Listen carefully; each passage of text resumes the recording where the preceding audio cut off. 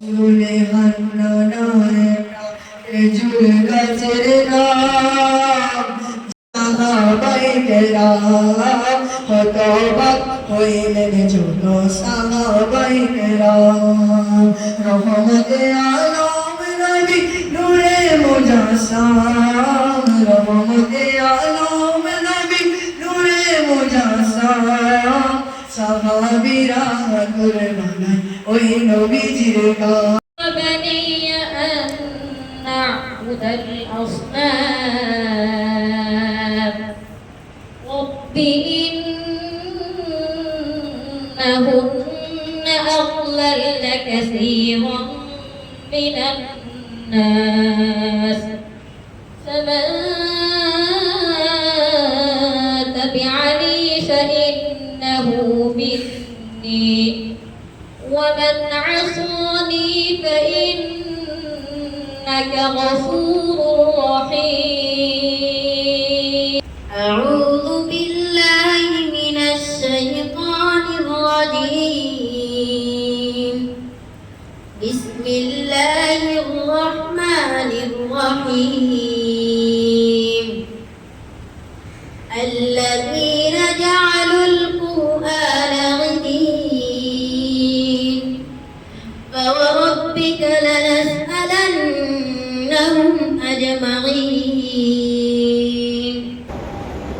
এই যে কোরআন এটা ইবাদতের জন্য আল্লাহ পাক রাসূল করিম সাল্লাল্লাহু আলাইহি ওয়াসাল্লামের থেকে এই পর্যন্ত এবং কিয়ামত পর্যন্ত এটা বিভিন্নভাবে আল্লাহ ইবাদত করেছেন করবেন।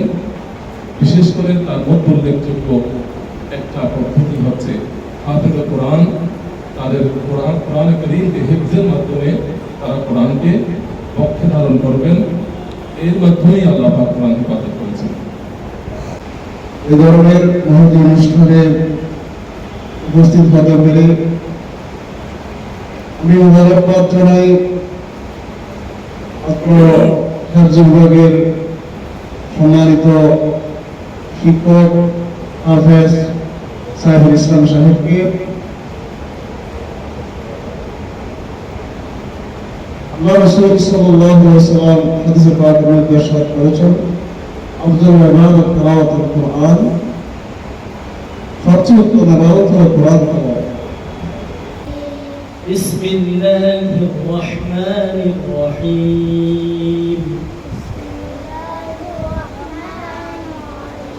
الحمد لله رب العالمين ये परवाया अपने के प्यारे मोहम्मद हमारी हुक्म हम तुम्हारे मोहम्मद آمين الحمد لله رب العالمين والعاقبة للمتقين والصلاة والسلام على سيد الأنبياء والمرسلين وعلى آله وصحبه أجمعين ربنا ظلمنا أنفسنا وإن لم تغفر لنا وترحمنا لنكونن من الخاسرين ربنا لا تزغ قلوبنا بعد إذ هديتنا وهب لنا من لدنك رحمة إنك أنت الوهاب